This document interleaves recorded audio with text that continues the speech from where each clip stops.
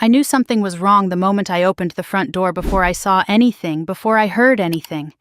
It was the silence. A sharp, suffocating kind of silence that didn't belong in our house. Then I heard it. The sound of someone crying, but not the kind that comes from sadness or a bad memory. This was a torn, strangled sob, like someone was trying not to scream while their soul split apart piece by piece. It froze me in place. I had heard my grandmother cry before she raised me, after all, through every scraped knee and broken heart, but never like this. Never like she was fighting for air, fighting for words, fighting the weight of something she couldn't carry. And in that instant, as the sound trembled through the house, one horrifying thought rooted itself inside me. Whatever happened didn't just hurt her. It shattered her. I dropped my keys on the table and rushed into the living room. She was there, sitting on the very edge of the sofa, hunched over as if her own body was too heavy to hold. Her thin shoulders trembled with every breath. Her hands were clasped so tightly that her knuckles were white. And her eyes, those gentle, familiar eyes that had watched over my entire childhood, were unfocused, swollen, terrified. Grandma. My voice cracked. She looked up at me, but it was like she wasn't seeing me at all. She opened her mouth to speak, but only a rasp came out. A tiny broken sound. I ran to her side, kneeling in front of her. What happened? What's wrong? Talk to me, please. But she just shook her head weakly. Tears slid down her cheeks without resistance, as if she didn't even feel them. That was when I heard footsteps behind me. Emily. My younger sister walked in from the hallway, her phone still in her hand, her breathing quick and uneven like she'd been pacing. Her expression was tight, too tight to be natural, and her eyes flicked from me to Grandma, and then away almost too quickly.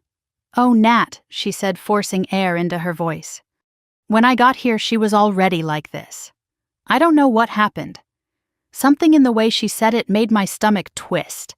The tone was wrong too, rehearsed, too polished, too prepared. Emily never prepared anything. She was impulsive, emotional, messy. But this sounded like a line she had practiced. I didn't respond. I turned back to Grandma, brushing a loose strand of hair away from her face. Her skin felt cold, almost clammy. She was trembling. "Can you breathe okay?" I whispered. "Do you feel sick?" She tried again to speak. Her throat moved, her lips parted, but no words formed, only a soft, choked moan that broke what was left of my heart. Emily stepped closer. Maybe she just panicked. You know how she gets when she's stressed. "Since when does she get like this?" I shot back, my eyes never leaving Grandma. Emily hesitated. Just for a second, but long enough for me to notice. Then she shrugged too casually. "Well, lately she's been more emotional. Old age, Nat. It happens. Old age." I hated how dismissive she sounded, like Grandma was suddenly a fragile, confused inconvenience. I helped Grandma lean back against the pillows, raised her feet, and brought her a glass of water. Her hands trembled as she held it, spilling droplets onto the blanket. She took one sip, coughed, and handed it back with a defeated look. Emily hovered. She never hovered. She picked up a throw pillow, adjusted a picture frame, smoothed the blanket, set the glass down, picked it up again. It was as if she needed her hands busy so she wouldn't have to meet my eyes. "Emily," I said quietly, "did something happen before I came home?" "No," she replied a little too quickly. "I told you she was like this when I arrived." I finally turned to look at her fully. Her face was carefully composed. Too carefully. Her cheeks were flushed. A strand of hair stuck to the side of her forehead. She kept wiping her palms against her jeans. My intuition, something I'd ignored too many times in the past, rose in my chest like a warning siren. I took Grandma's hands into mine, hoping the warmth would calm her. That was when I saw it. A faint bruise on her left wrist, half hidden under the cuff of her sweater. A human handprint. "Emily," I said, my voice low and too steady to be natural. "What happened to her wrist?" She glanced quickly, then looked away. "Oh, that. She must have bumped it on something. She's been dropping things lately. And tripping." Grandma shook her head violently, small, rapid movements that came from pure panic. I tightened my grip on her hands. "Did she?" I asked again this time, staring Emily down. Emily's jaw twitched. "Nat, don't start. I would never touch her. You know that. But I didn't know that anymore." Grandma let out a soft, trembling cry. She gripped my sleeve like she wanted to pull me closer, like she wanted to hide behind me. That was all I needed. "Emily," I said quietly but firmly, "give us some space." Her eyebrows shot up. "What? I'm trying to help." "Give us space," I repeated. She scoffed softly, offended, but left the room, her footsteps too quick, too agitated. When she was gone, I sat beside Grandma on the sofa. I pulled the blanket up around her shoulders. "It's okay," I whispered. "You're safe with me. I'm here." Her breathing slowed, but her eyes darted toward the hallway, toward the direction Emily had gone. Fear still lived there, raw, instinctive fear. Fear that didn't come from illness, fear that came from someone. I stroked her hair gently. After almost a full minute, she found enough strength to speak. Her voice was a thin thread, almost lost in the air. "I'm afraid." My throat tightened. "Of what, Grandma?" But she just shook her head. Her eyes filled with tears again. She couldn't say it, or she wouldn't. Maybe she didn't feel safe. I leaned forward and kissed her forehead. "I'm going to make some tea. I'll be right back." When I stood, Grandma reached suddenly for my hand, as if she didn't want me to leave her side even for a moment, as if something terrible might happen while I was away. I squeezed her hand. "I'm not going far, I promise." I went into the kitchen. Emily wasn't there, but I heard faint movements from down the hallway, her pacing again maybe, or opening a drawer. I didn't investigate. Not yet. As the kettle warmed, I let everything replay in my mind. Grandma's fear, Emily's strange behavior, the bruise, the shaking hands, the inability to speak. Something was wrong, deeply wrong. And the more I tried to push the thought away, the clearer it became. I brought the tea back to the living room. Grandma didn't drink it. She just stared at her own trembling fingers, whispering something too quiet to hear. I kneeled again in front of her, brushing my thumb over the bruise on her wrist. "Who did this to you?" Her eyes widened. Her lips moved. But before she could speak, Emily returned, walking quickly, purposefully, with a strange mix of guilt and defiance flickering in her expression. "How's she doing?" Emily asked, her tone soft, but her eyes sharp. Grandma recoiled, moving closer to me. The reaction was instant, unthinking, primal. I saw it. Emily saw it. And neither of us said a word. I rose slowly. "She needs rest," I said. "We both of us need to give her some space." Emily folded her arms. "You're acting like I'm the enemy." I didn't respond. I simply helped Grandma to her bedroom, settled her under the blankets, and waited until she closed her eyes again, though her breath still caught every few seconds, as if she expected the darkness to hurt her. When I came back out, Emily was standing in the hallway staring at me. "What?" I asked quietly. "You're blowing this out of proportion," she said flatly. Maybe I replied, or maybe I'm finally seeing things I should have noticed a long time ago. She stiffened, her jaw clenched. "I didn't do anything." "Good," I said. "Then you have nothing to worry about." I walked past her, pretending I didn't feel her eyes burning into my back, pretending my heart wasn't hammering, pretending I wasn't afraid of what I already suspected, because the truth which I wasn't ready yet to speak aloud was settling into me with cold certainty.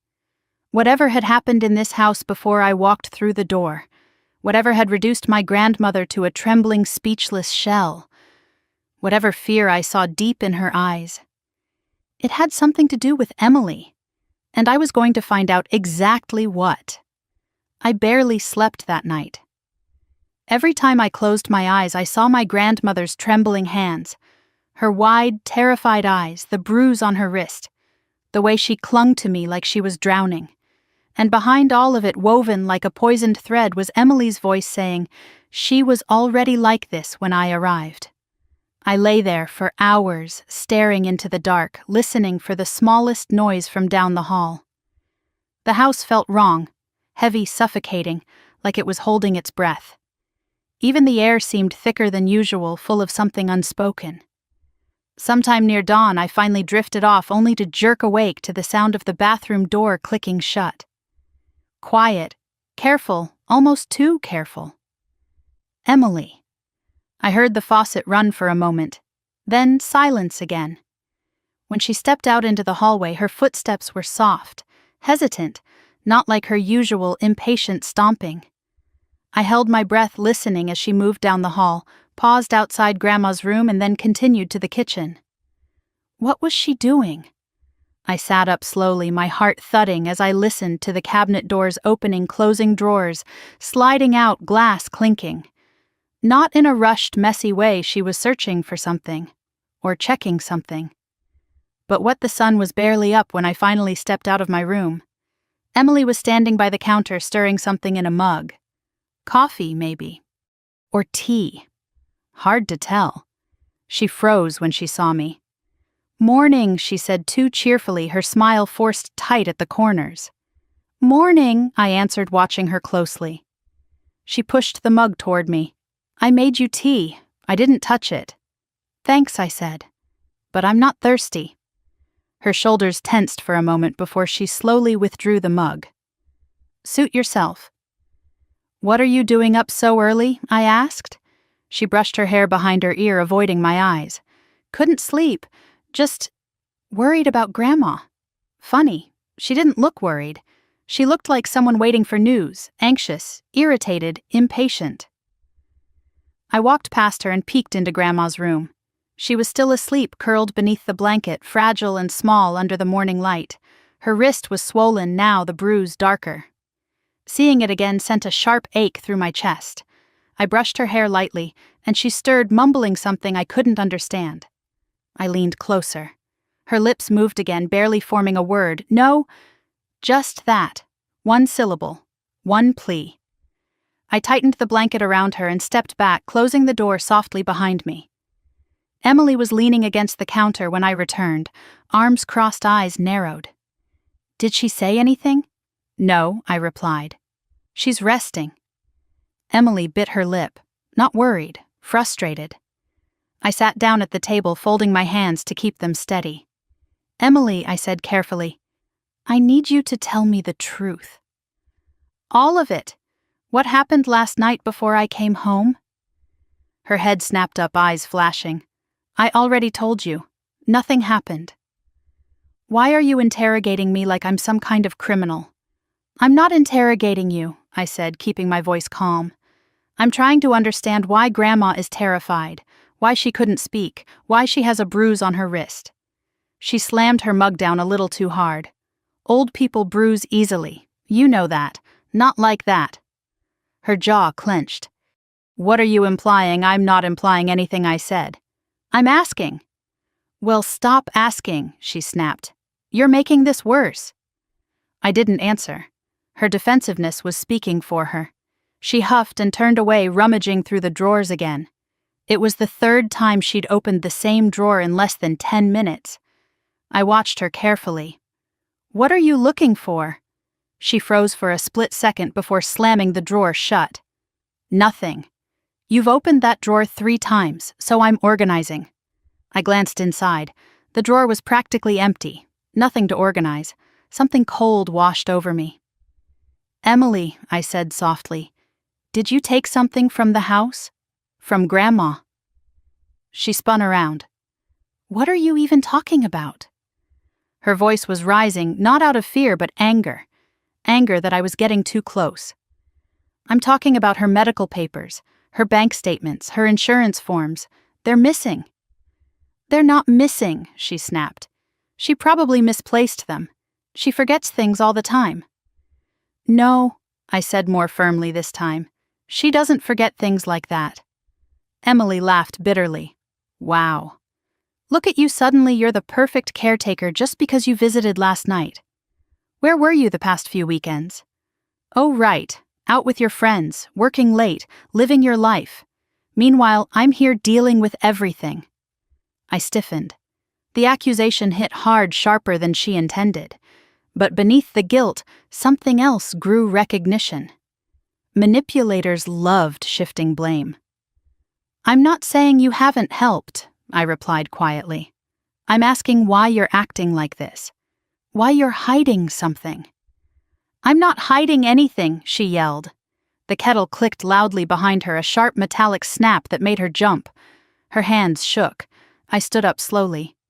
"You need to tell me what happened." She stepped back. "Don't talk to me like that." "How should I talk?" I demanded, finally letting the emotion crack through my voice. "Like your big sister who trusted you, like someone who believed you were helping Grandma. Because right now, all I see is someone who's lying." Her face twisted. "You don't know anything. Then tell me," I said, "before I find out myself." She glared at me for a long, tense moment. Then she grabbed her phone and stormed toward the hallway. "I'm going out," she muttered. "I need air. Emily." But she didn't look back. The front door slammed shut hard enough to rattle the picture frames on the wall. The silence that followed was worse than the slam. It crawled around me, wrapped itself around my lungs, and tightened. I waited a minute, maybe two, before I stepped back into Grandma's room. She was awake now, staring at the window with a distant, haunted expression. Her lips were trembling again. Her hands curled into the blanket like she was trying to disappear inside it. I sat beside her and took her hand gently, careful not to touch the bruise. "Grandma, can you tell me what happened?" She blinked slowly, then turned her head toward me with visible effort. Her throat worked as she swallowed. "Don't," she whispered. "Don't trust." Her voice broke. "Don't trust who I whispered." Her eyes filled with tears and she shook her head, terrified. Don't let her." Her breaths turned frantic, her chest rising and falling too fast. I stroked her arm until she calmed again. "It's okay," I murmured. "It's okay. I won't let anything happen to you, I promise." But even as I said it, a chill crept through me. Because Grandma wasn't talking about someone outside this house. She wasn't afraid of strangers. She wasn't afraid of an accident or a medical scare. She was afraid of Emily. I stepped into the hallway and closed the door softly. My hands were shaking. The house felt different now. Smaller, darker. Something shifted in me.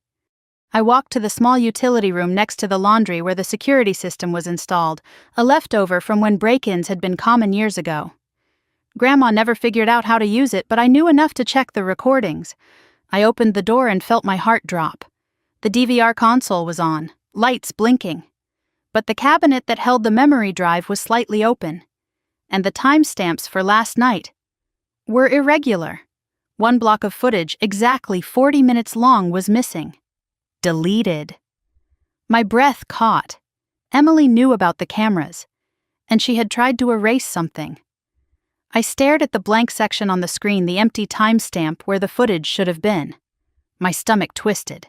Why erase 40 minutes? Unless something damning happened in those 40 minutes. The stillness of the room pressed into me as the truth settled heavy and cold. Emily wasn't panicking because Grandma was hurt. She was panicking because she'd been found out. I backed away from the console, closing the small door behind me. The hallway felt colder now. Every creak of the house sounded sharper. I needed answers. I needed to protect Grandma. I needed to figure out exactly what Emily had done. But one thing was already certain. Whatever happened last night, whatever my sister was trying to hide, whatever had left my grandmother trembling and speechless, it wasn't an accident. And it wasn't over. I spent the next hour pacing the hallway outside Grandma's room, listening for every sound inside the house, waiting for Emily to return. My chest was tight, my pulse uneven, and every passing minute made the unanswered questions louder. I kept replaying the blank space on the camera timeline, 40 minutes wiped clean. Not corrupted, not glitched, deleted. That wasn't something that happened by accident. Someone had done it. And there were only 2 people in this house last night. Before I arrived, my grandmother, who could barely climb the stairs anymore, and Emily. The idea of my sister deleting footage of needing to delete footage left a cold ache in the pit of my stomach. When I finally walked back toward the living room, I stopped dead in my tracks. The storage cabinet beneath the TV was open. I was sure I had closed it before going to bed. I crouched down slowly, looking inside. Several envelopes were missing from the organizer where Grandma kept her important papers. Not all of them, only certain ones. The ones she used most often: her insurance documents, her medication list, her bank statements. My throat tightened. Someone had been here. Someone had searched methodically. I stood abruptly, my knees almost buckling under the weight of fear and anger. I needed answers. I walked back toward the utility room and stared at the camera console again. My hands hovered over the controls. I didn't want to see something awful. But I needed to look. I rewound the footage from earlier in the day. The hallway camera flickered, showing mundane movements, me walking past with laundry, Grandma shuffling to the kitchen, Emily carrying her purse, pacing, looking frustrated. Then one moment caught my breath. Emily stood in the hallway, clutching a thick envelope to her chest, looking over her shoulder as if making sure no one saw her. She wasn't crying, she wasn't rushing. She was studying the envelope, squeezing it, and smiling. I didn't even recognize that smile. It wasn't joy or excitement, it was possession. And something darker. I backed away from the screen again, my hands shaking. I needed clarity. I needed truth, unfiltered, unedited, undeniable. I needed Grandma to tell me what she couldn't last night. I walked into her room softly, not wanting to startle her. She was awake, staring at the pattern on the curtain like she was trying to find meaning in its folds. "Grandma?" I whispered. She blinked slowly, turned her head toward me, and offered a trembling smile, one that tried so hard to be brave. I sat beside her and took her hand. "I need to ask you something," I said gently.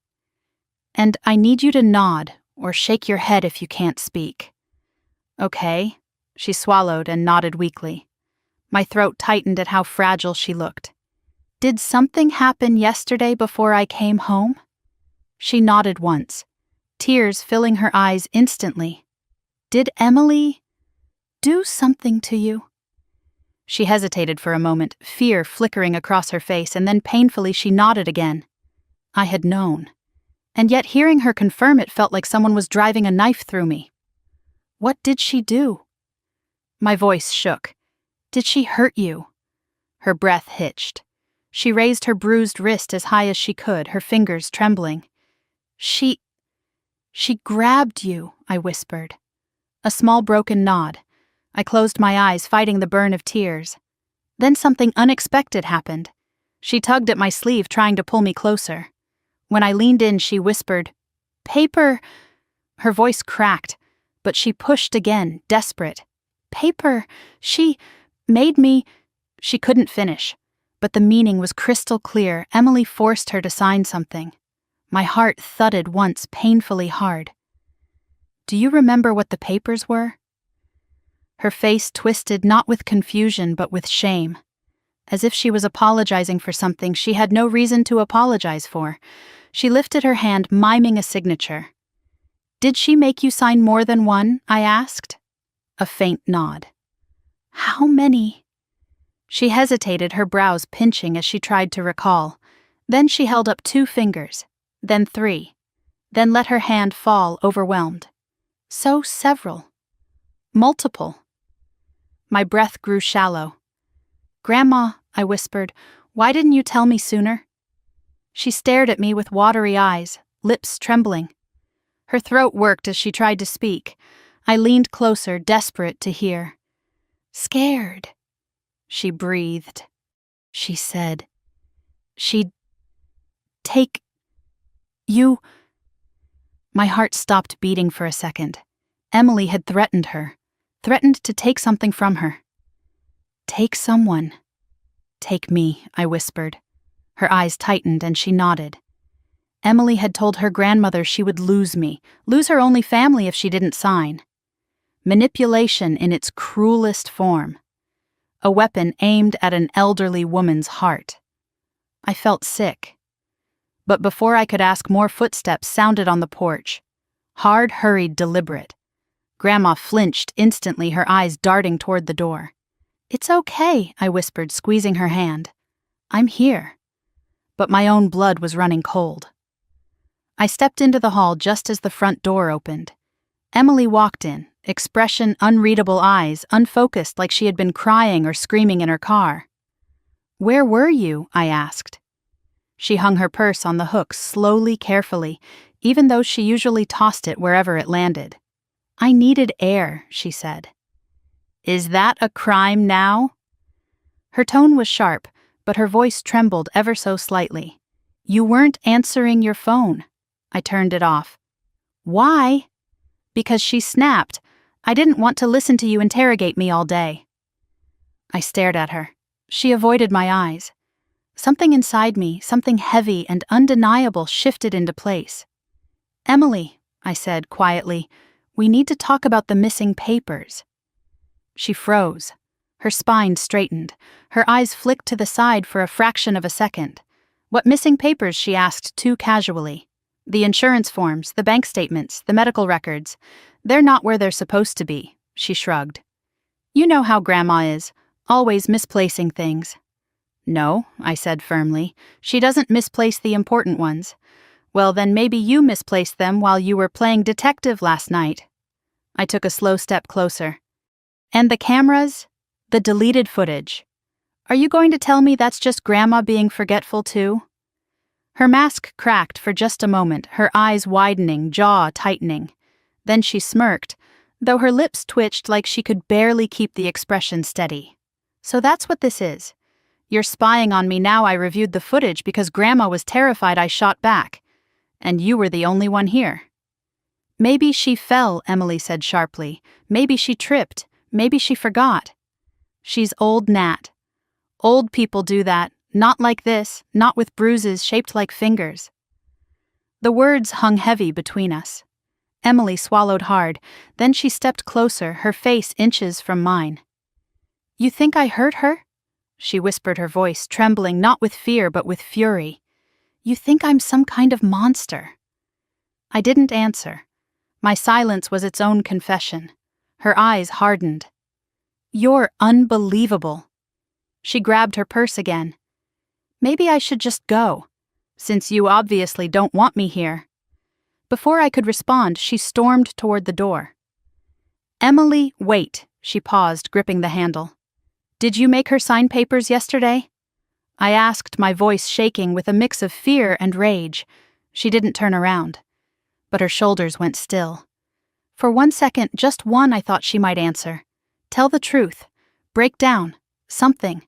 But instead she whispered, "I'm done talking to you," and slammed the door behind her. The glass rattled.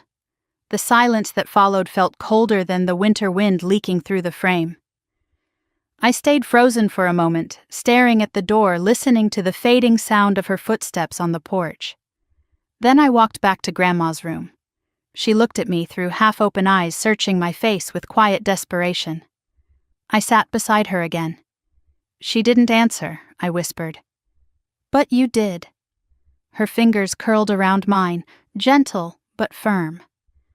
"It's going to be okay," I said softly, though I wasn't sure yet how. But I knew one thing: I was done ignoring the little things. Done overlooking Emily's choices. Done assuming family meant safety. Something had happened in this house, something violent, something manipulative, something that shattered my grandmother's ability to speak without trembling. And whatever it was, I was going to uncover it. No matter what my sister had done, no matter why she had done it, no matter how painful the truth would be.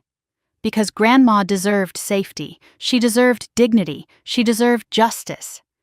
And I was going to make sure she got it. I didn't go after Emily, I didn't call her, I didn't even watch from the window to see where she drove off to. I just stood there in the hallway, staring at the empty doorway, listening to the echo of the slammed door fade into nothing. The house felt colder without her, but not in the way a home feels when a family member leaves. This coldness felt like relief slipping through cracks of fear, a strange mixture of dread and clarity. When I finally managed to move, the first thing I did was return to the utility room. The missing footage gnawed at me like a loose thread waiting to be pulled. I sat down, took a deep breath, and started scanning through the recordings again, not from last night, but from previous days. At first, everything looked normal.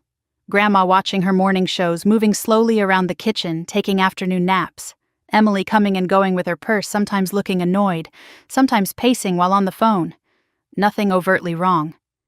Then 4 days ago, something made me stop. Emily stood in the living room, talking to someone on speakerphone. I couldn't hear the conversation, the cameras didn't pick up audio, but I could see her face, her tense jaw, the way she kept rubbing her forehead. She was arguing with someone. She kept pointing toward the hallway like she was discussing Grandma. After a minute, she slammed her palm against the counter hard enough to make the picture frame on the wall shake. Another clip. 2 days ago. Emily standing in Grandma's doorway speaking to her. Grandma's body was angled away, head-dipped hands clasped nervously. Emily pointed at her, leaning forward, her mouth sharp. Grandma shrank back like a child scolded unfairly. I felt my jaw clench. That wasn't care. That wasn't help. That was control. I kept scrubbing through the footage. One clip from the afternoon before everything happened showed Grandma trying to reach something on a high shelf. She struggled, almost fell. Emily was in the kitchen watching her. Just watching. Not helping. Not even reacting. Something inside me hardened. I needed the truth. But more than that, I needed proof, evidence. Not guesses, not suspicions, facts that no one could twist or manipulate. The sun was beginning to set when my phone buzzed. The screen lit up with a text message from an unfamiliar number. Call me. Important. Before I could type anything, another text came through. This is Officer Claire Holloway. Your neighbor contacted us about concern over your grandmother's safety. My stomach tightened. I called immediately. A calm female voice answered. This is Officer Holloway. Hi, sorry, I'm Natalie Harper. You texted me. Yes, she replied. A neighbor filed a concern earlier this morning. She said she heard yelling coming from your home last night, followed by crying. I froze. Crying, yes, the officer said gently. She described it as distressed. She wasn't sure if it was you, your grandmother, or someone else. My throat went dry. Grandma had cried last night, but not loudly. Unless Emily had yelled first. Ms. Harper, Officer Holloway continued, I'm checking in to confirm everyone in the house is safe.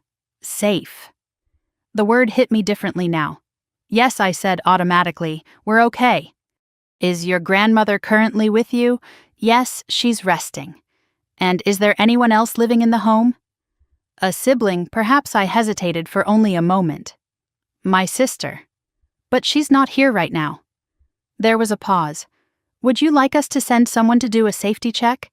It's routine, especially for seniors. I swallowed. Let me think about it. Of course. My number is available anytime. Please call if you need assistance or if your grandmother feels unsafe. After I hung up, I stood there staring at the wall, feeling the weight of the situation settle deeper into my bones.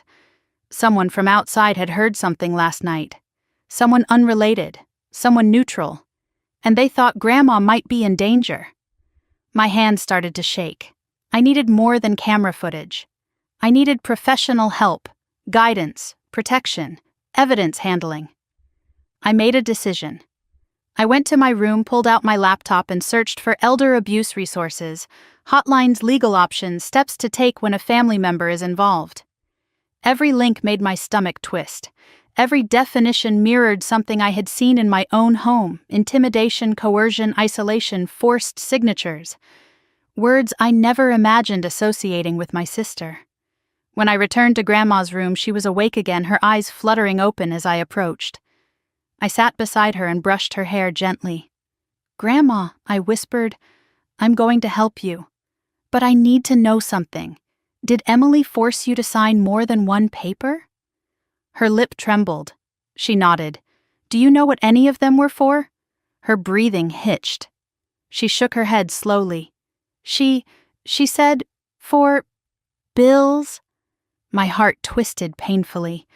Did she tell you you'd lose me if you didn't sign? Tears welled in her eyes, and she nodded again. I held her gently while she cried quietly, her frail shoulders shaking.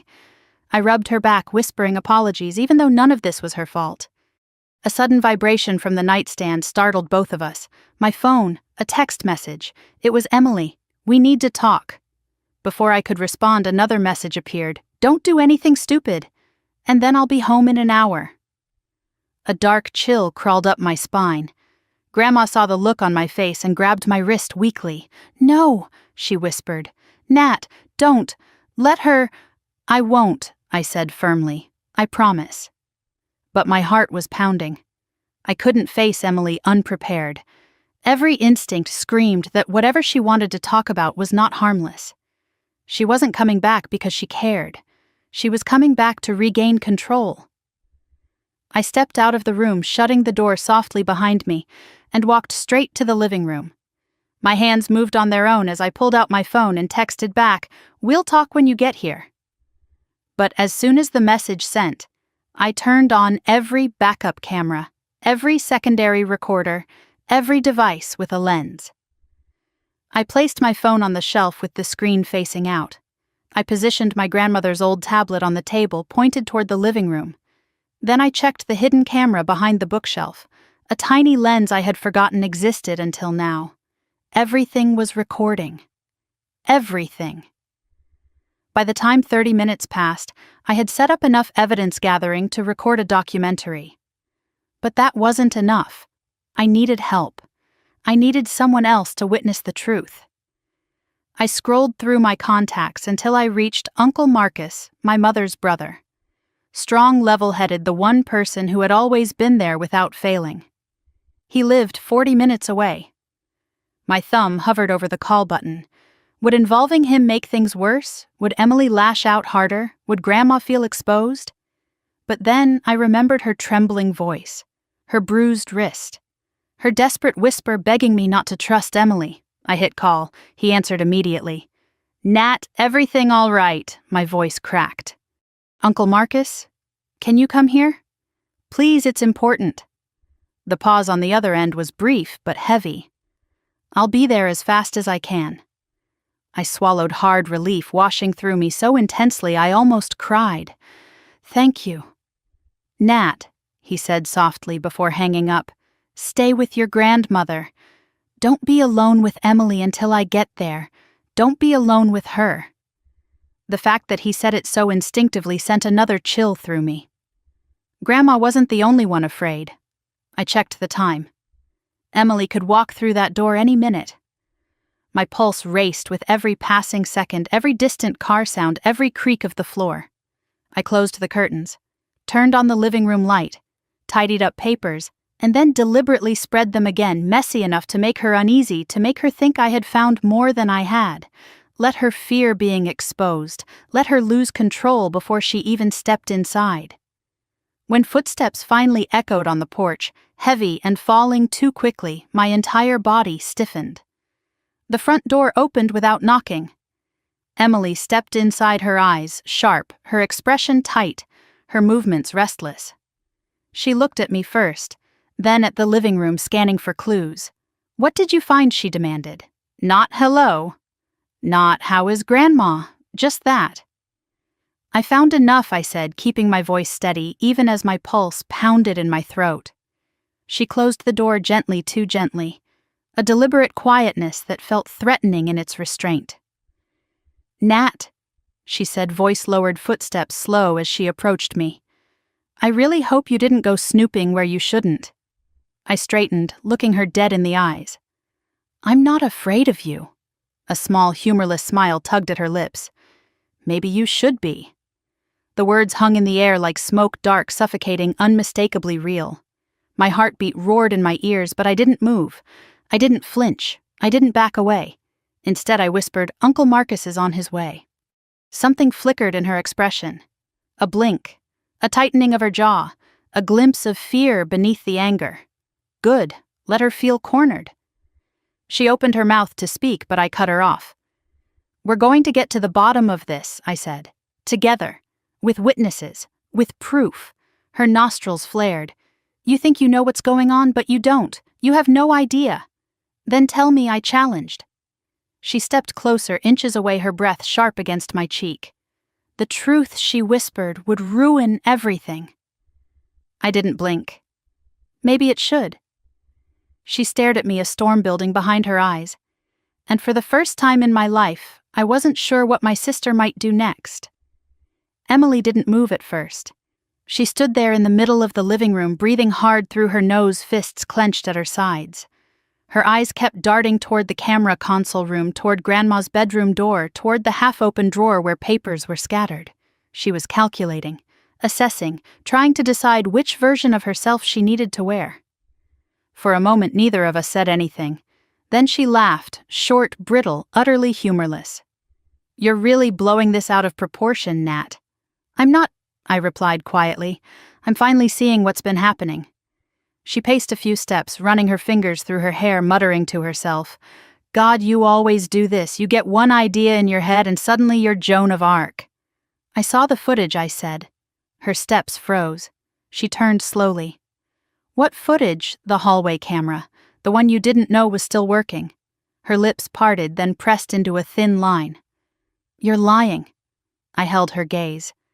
"Am I?" Something flickered in her expression, panic sharp and brief like a flame snuffed out too quickly. She forced a scoff. "Those cameras don't even record properly. They glitch half the time. You can't trust anything they show." The denial didn't even sound like she believed herself. A soft, trembling voice drifted from behind me. "Nat!" I turned immediately. Grandma stood in her bedroom doorway, one hand clinging to the frame to keep herself upright. Her hair was tousled, her sweater sliding off one shoulder, her eyes confused and frightened. She shouldn't have been out of bed. "Grandma," I whispered, rushing to her side, "you should rest." But she shook her head, her gaze locked on Emily. Her lips trembled. She whispered something faint, barely audible. "Don't." Emily tensed her face, going blank. "Mom, sit down. You're going to fall." Grandma flinched at the tone. That was all I needed to see. I stepped between them, shielding her. "Don't talk to her that way." Emily let out a harsh breath. "You're being ridiculous." Grandma's hand clutched my sleeve. "Nat, don't," she murmured again, her voice cracking. "I know," I whispered to her. "It's okay. I'm here." Emily rolled her eyes skyward, irritation flashing across her features. "You're acting like I'm some threat." "You are," I said sharply. She blinked, stunned. "Excuse me, you're scaring her. You've been scaring her for weeks. That's insane." "No," I said, my voice steady even though my hands were shaking. "What's insane is forcing an 84-year-old woman to sign papers." I gently led Grandma back to bed, pulled the blanket over her, and sat beside her until her breathing steadied. She held my hand like a lifeline. When I stood again, Emily was waiting in the hallway, her arms crossed, her posture sharp as a blade. I didn't force her to sign anything, she snapped. "She knows she needs help. She asked me to take care of things." "You're lying," I said, walking past her. "She told me." Emily grabbed my arm, hard. My breath caught, and for a split second, fear flashed through me. She had never grabbed me like that before, not with force, not with intent. Her voice was low, trembling with restrained fury. "You have no idea what you're talking about." I yanked my arm free. "Don't touch me." The air crackled between us. Anger, fear, betrayal, disbelief. Her chest rose and fell too quickly. "Nat, listen, please. You don't understand what's going on. Then help me understand," I said. "Tell me the truth." She swallowed hard and took a shaky step back. Her eyes flicked toward the front window again, toward the driveway. "I can't right now. That's not good enough." Before she could answer, 2 headlights swept across the curtains outside. A car door shut. Another. Heavy footsteps approached the house. Emily stiffened. "Who's that?" I didn't answer. A firm knock came next. Emily's eyes widened. "Nat, who did you call?" I kept my eyes on the doorway. "Someone who loves Grandma." Emily's jaw clenched just as I opened the door. Uncle Marcus stood there, tall, broad-shouldered, his expression set with determination. Behind him was Aunt Claire, her face drawn with concern. He took one look at me, then at Emily behind me, and he knew. He stepped inside without waiting for an invitation. Emily's composure shattered. "What is this? Why are you here?" Marcus didn't raise his voice. He didn't need to. "Because my sister is terrified in her own home and my niece called me crying." "That's not what happened," Emily started. But he lifted a hand, silencing her instantly. She flinched like she had been slapped, though he hadn't touched her. He turned to me. "Nat, where is she? In her room," I whispered. He nodded and walked toward Grandma's room. Emily lunged as if to stop him, but I stepped into her path. "Move," she hissed. "No," I whispered. Aunt Claire placed a steady hand on my shoulder. "Stay behind me if she tries anything." Emily let out a shaky, humorless laugh. "You're all insane." But she didn't move again. When Marcus returned from Grandma's room a minute later, his face was pale with fury, lips pressed into a razor-thin line. He turned to Emily. "What did you do to her?" She stiffened defensively. "Nothing, she's confused. Her wrist is bruised." He said each word clipped. Her voice is hoarse from crying, and she's too afraid to look me in the eyes. Emily swallowed hard. "You're twisting things." "No," he replied coldly. "You are." She backed up until her shoulders hit the wall. I didn't mean." Marcus stepped forward. "Look at me. Did you make her sign anything?" Her eyes darted toward her purse. I didn't need an answer. Marcus saw it too. He exhaled slowly. "Where are the documents?" Emily's breath stuttered. They're mine. They belong to Evelyn," he said. "And if you coerced her, I didn't," Marcus said quietly. "So you admit she signed something." Emily froze. I saw the moment she realized she'd trapped herself. Her lips parted slightly, her breath faltering. "No," she whispered. "No, I didn't mean I didn't say Marcus didn't speak." He simply looked at her. That silence was worse than yelling. Finally, Emily broke. "Fine," she shouted. "Yes, I made her sign some papers, but she needed to. She can't handle things anymore." "I was just trying to help," that Marcus said calmly, "is not your choice to make. She's incapable. She forgets things. She's declining, and that gives you the right to take her rights away." Emily's face twisted. "Someone has to. Nat isn't here enough. You don't visit. I'm the only one who does anything around here that doesn't give you ownership," I said quietly. Her gaze snapped to mine. If I hadn't stepped in, she would have lost everything she shouted. "Bills, debt, medical decisions. None of you know what it's been like. I've been the one on the phone for hours. I've been the one fighting with insurance. I've been the one cleaning up her mistakes." "That doesn't excuse hurting her," I said. "I didn't hurt her, she panicked. She always panics. You squeezed her wrist." She went still. Marcus took a slow breath. Elder abuse is a crime." The color drained from her face. Aunt Claire whispered something under her breath, something like, "Oh my God." But the room was too quiet to hide it. Emily's voice cracked as she answered. I didn't mean it wasn't supposed to go that far." "So it did go that far," I said. Her eyes filled, but she blinked the tears away violently. "You're all acting like I'm some monster. I was trying to help. No one appreciates what I do. No one even notices." "We notice," I said softly. "We just didn't see what was happening behind closed doors." Emily hugged herself. "I'm not the villain here." I didn't answer. Pain flickered in her expression, sharp enough to cut. Marcus finally spoke. We're taking the papers." "You can't," she whispered fiercely. "Those are private. If they were legitimate, he said you wouldn't be afraid to show them." Her chest heaved. "If you take them, everything falls apart." "No," I said, stepping closer. "Now everything starts to come together." Marcus reached for her purse, slowly giving her a chance to comply. But Emily jerked it away. "No, give it," he instructed. "You can't make me." "We can," he said, "and we will." She looked between the three of us.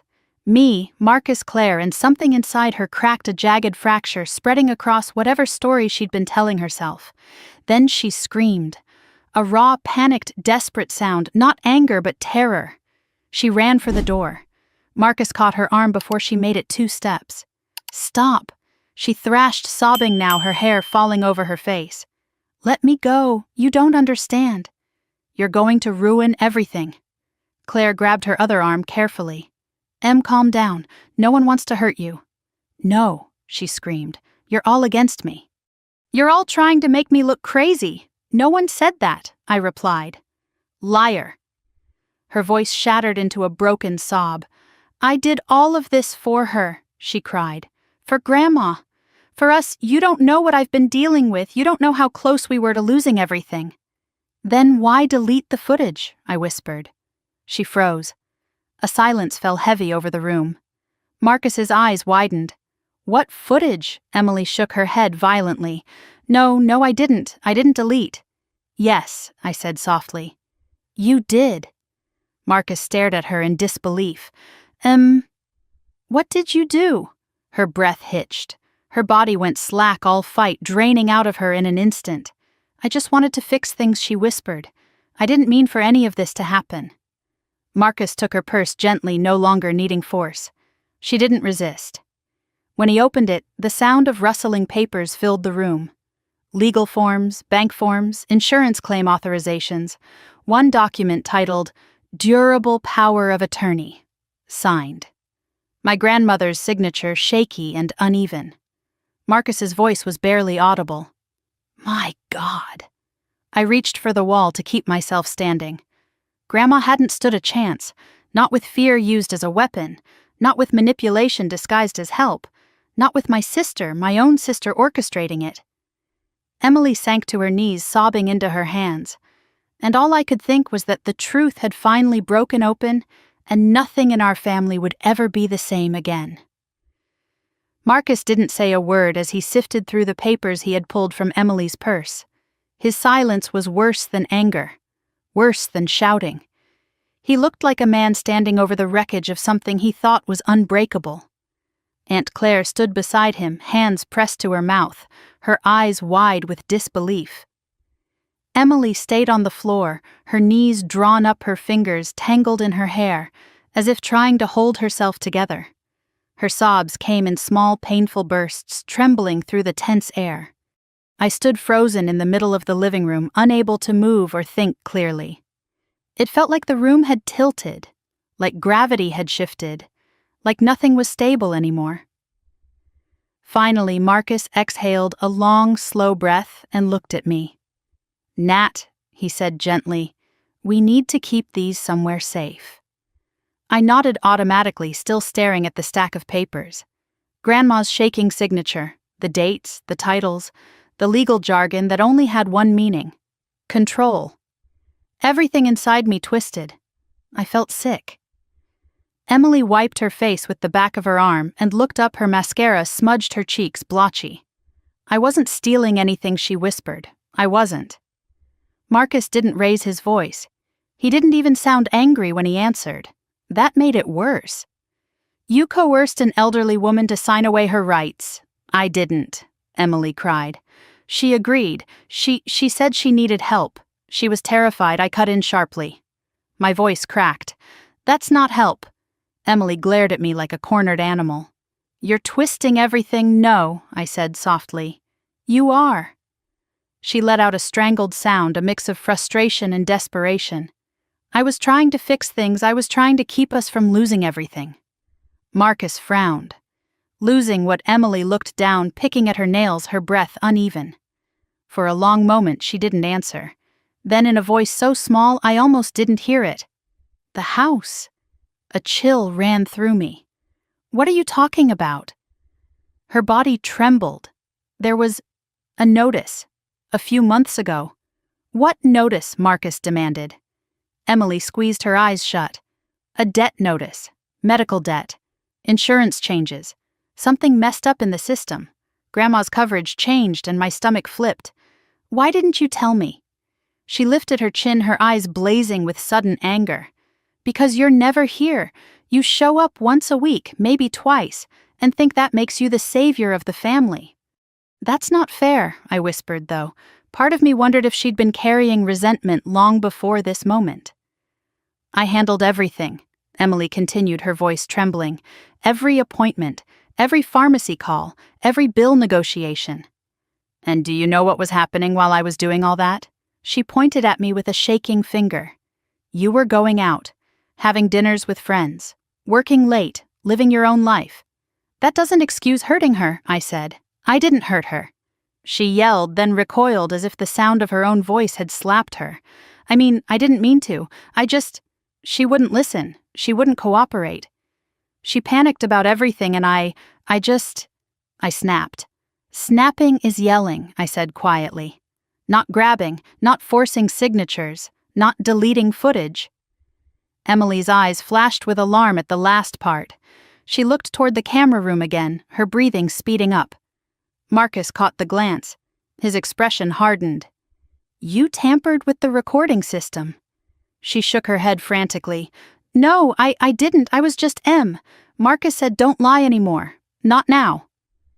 She pressed her hands to her face again, her voice muffled. I wasn't trying to hide anything. I just wanted to protect us. Protect Grandma.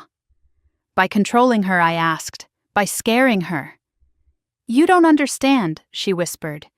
You weren't here, and that gives you permission to take over her life. No, she cried. It gives me responsibility. Marcus didn't reply. Not at first. Instead, he walked slowly to a chair and sat down, elbows on his knees, the papers still in his hands. Emily, he said, after a long silence, responsibility is not ownership. She shook her head violently. I wasn't trying to own her. But everything you did was about control, I said softly. You didn't ask. You decided. Her breath stuttered. Tears streamed down her face again, but something in her posture shifted, something resistant, stubborn, refusing to bend. You're making me the villain, she whispered. You're making it look like I'm some evil sister who wants to hurt everyone. No one said evil, I said quietly. You're thinking it. I didn't respond. She stood abruptly, staggering a little, then grabbed her purse from Marcus's hand with unexpected force. I'm leaving.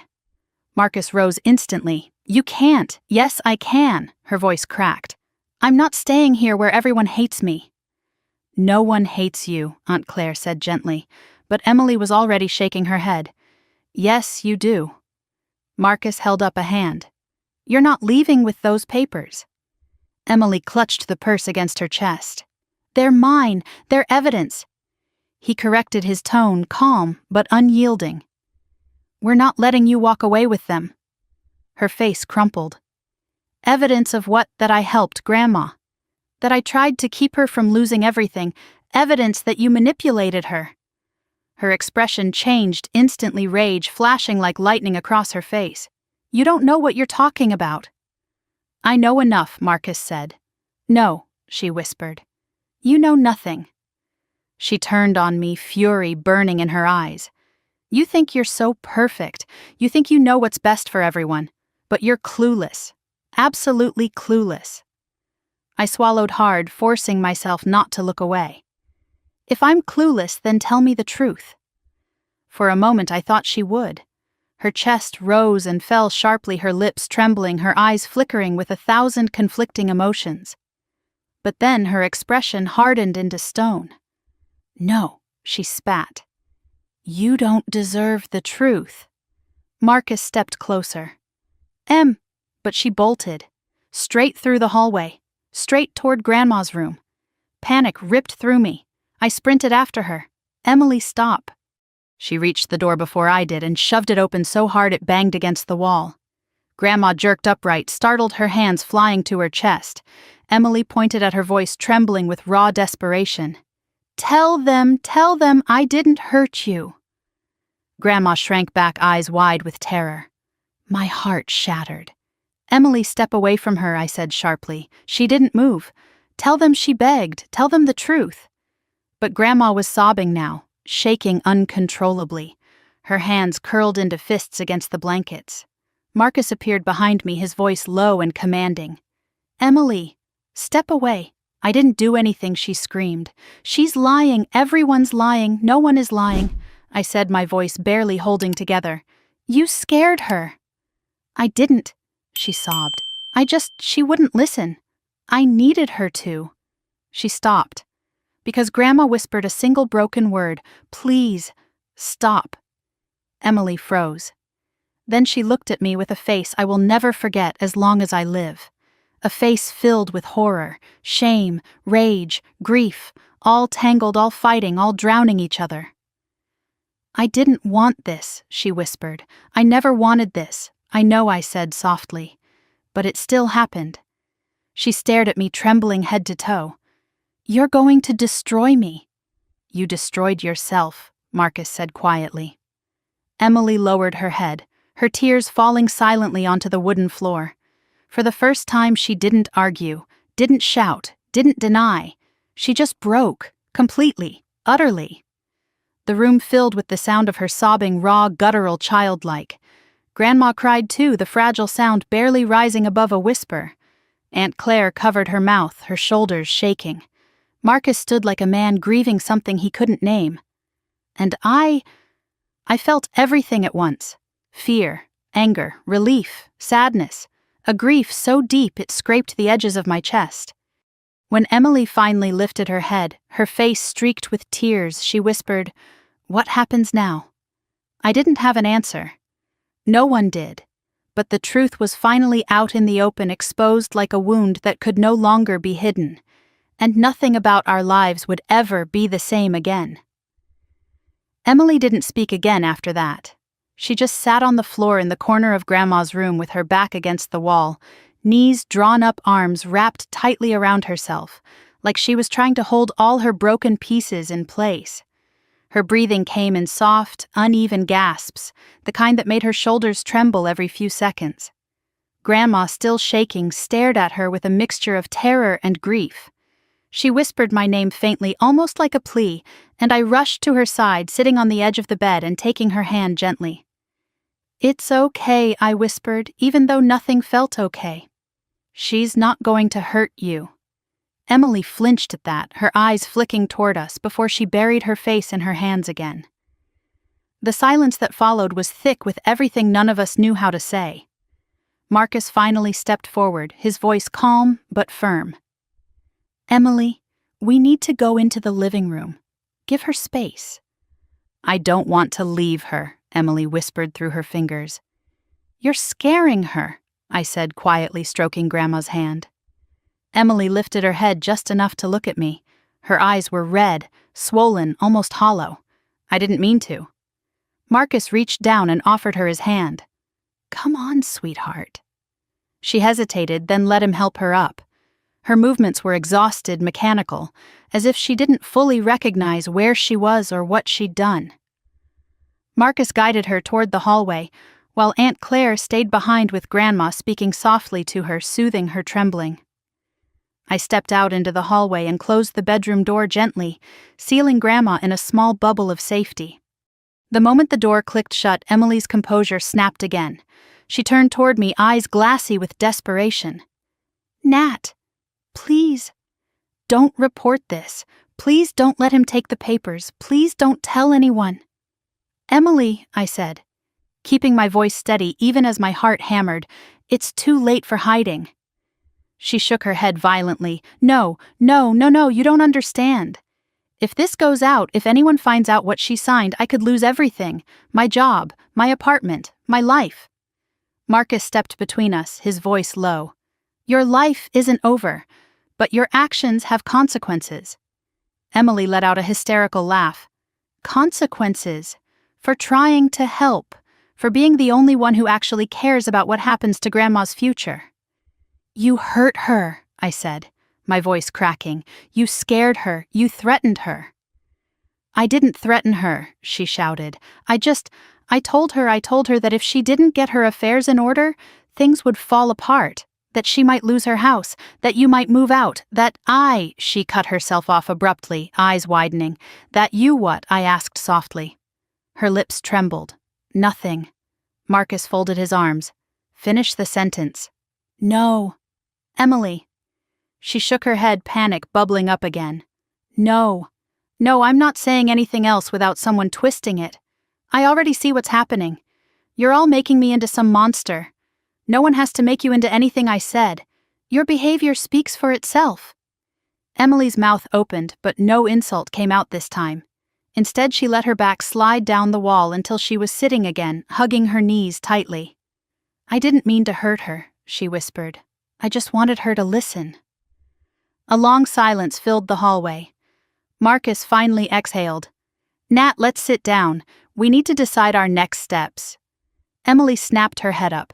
No, you don't get to decide what happens to me. It's not about what happens to you, Marcus replied. It's about protecting your grandmother. Emily scoffed bitterly, wiping her face with trembling fingers. Right, because you've always cared about her so much. Marcus's expression tightened, but he didn't take the bait. Emily, I love my mother, but I also work 80 hours a week. I can't be here daily. I trusted you. She closed her eyes like the words physically hurt. We went into the living room.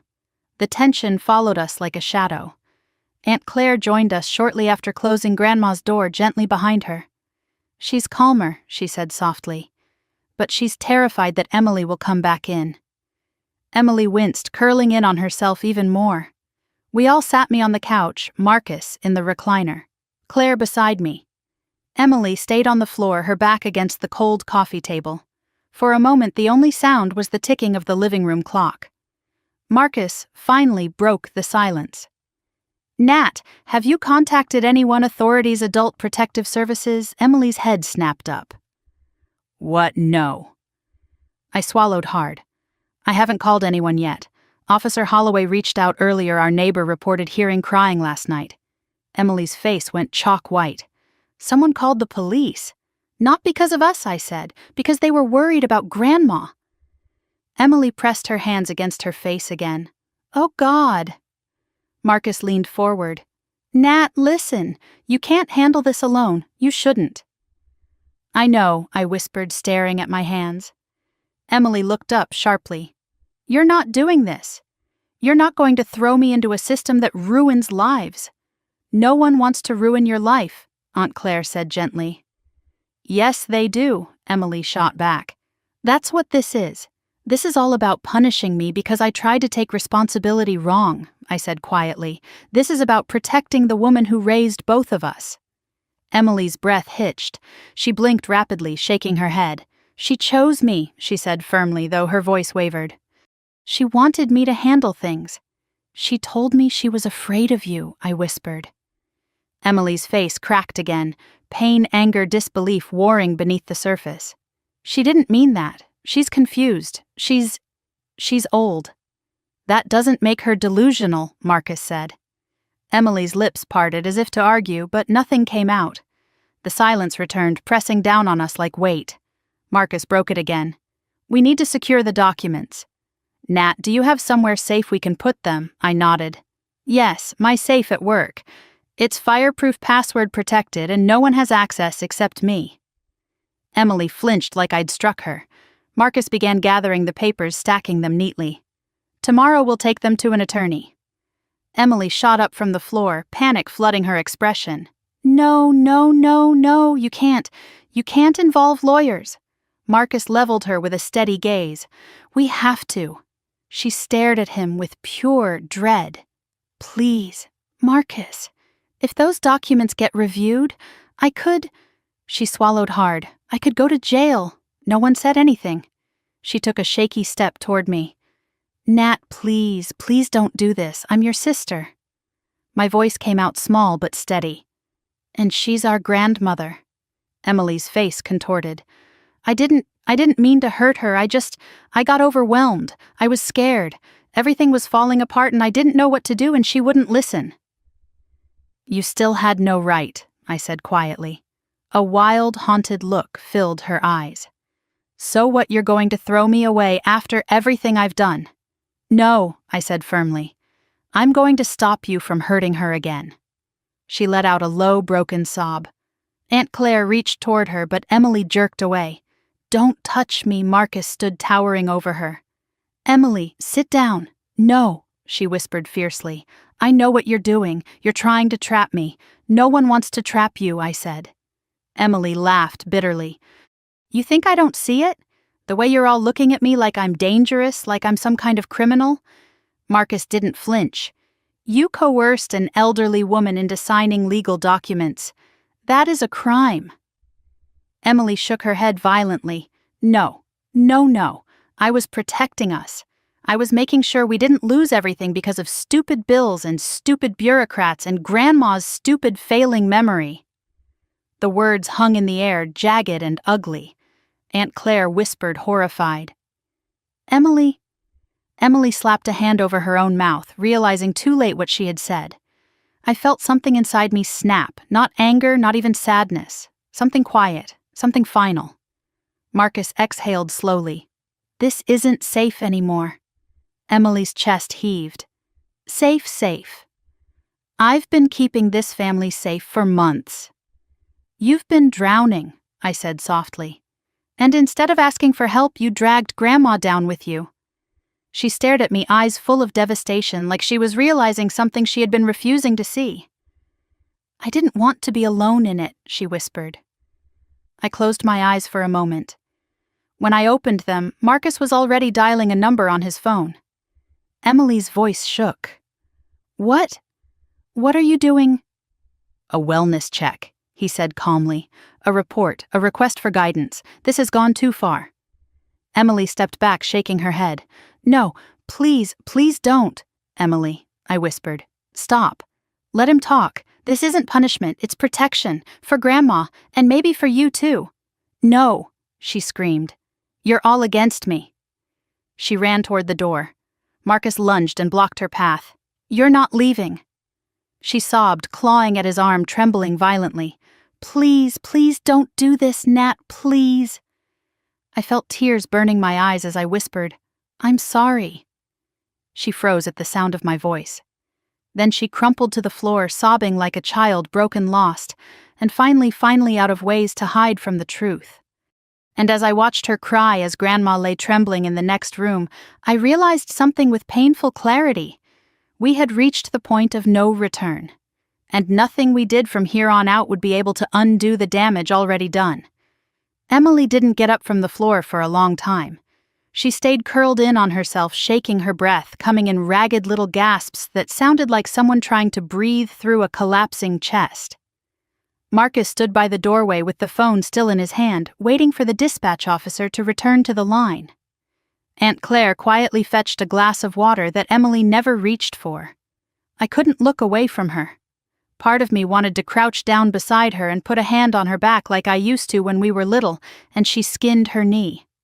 Another part of me, the part that remembered Grandma's terror, the bruises, the missing footage, kept my body frozen in place. Finally, Marcus spoke softly into the phone.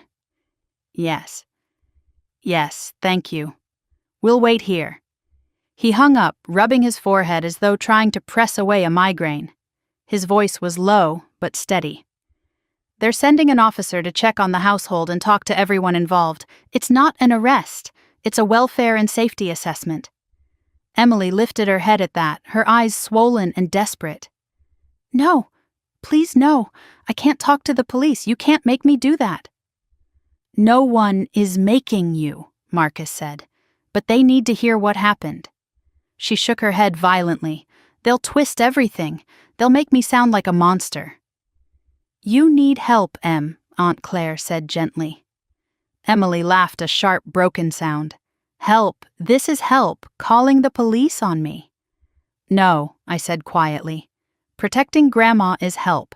You need something different, something none of us are trained to give you. She looked at me like she didn't recognize me. Her voice dropped to a whisper. I thought you'd take my side.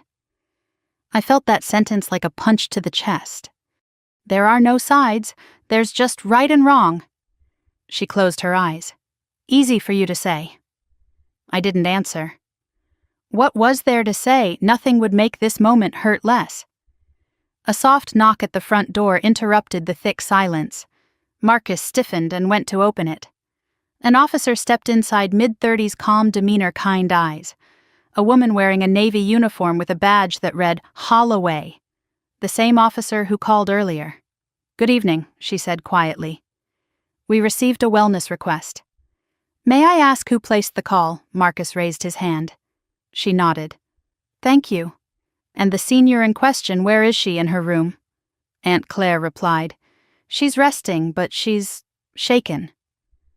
Officer Holloway's face tightened with understanding. "I'll need to check on her soon. But first, I need to speak with everyone here. Separately." Emily let out a choked cry. "Please don't, I don't want, please." The officer raised a hand, her voice gentle. "You're not in trouble at this moment. Right now, we're just assessing safety. I promise I will not jump to conclusions." Emily didn't look reassured. Officer Holloway turned to me. "Let's start with you." I nodded and followed her to the kitchen. She motioned for me to sit, then took a seat opposite me, her posture relaxed but attentive. "You're Natalie Harper?" she asked. "Yes." "And you live here with your grandmother?" "I stay here several nights a week," I explained. "My younger sister lives here full-time." "Understood. Tell me what happened tonight." I took a deep breath and told her everything. I didn't embellish anything, but I didn't hide it either.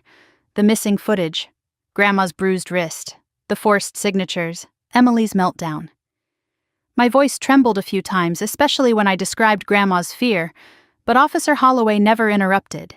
She just listened, nodding occasionally, jotting notes in a small leather-bound pad.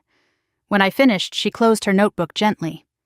"You did the right thing calling for support." "I didn't call," I said. "My uncle did." "Then he did the right thing." A wave of relief washed through me. "Is my grandmother in danger?" I asked quietly. "Legally, I mean." "No," the officer said firmly.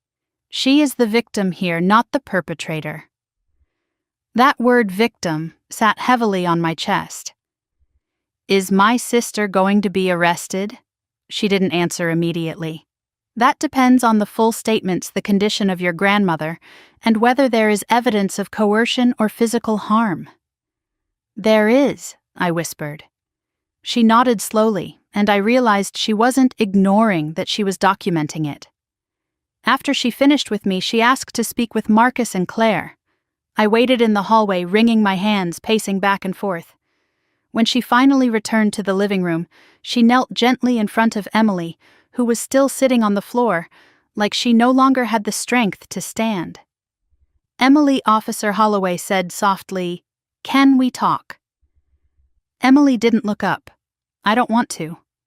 "That's okay. You don't have to say anything you're uncomfortable with. But I need to hear your perspective, and I need to check on your grandmother." Emily curled tighter into herself. "You'll arrest me." "Not necessarily," the officer said. "Tonight is about safety. If you've been overwhelmed, stressed, taking on too much, we can talk about mental health support. There are options that don't involve criminal charges." Emily blinked, startled.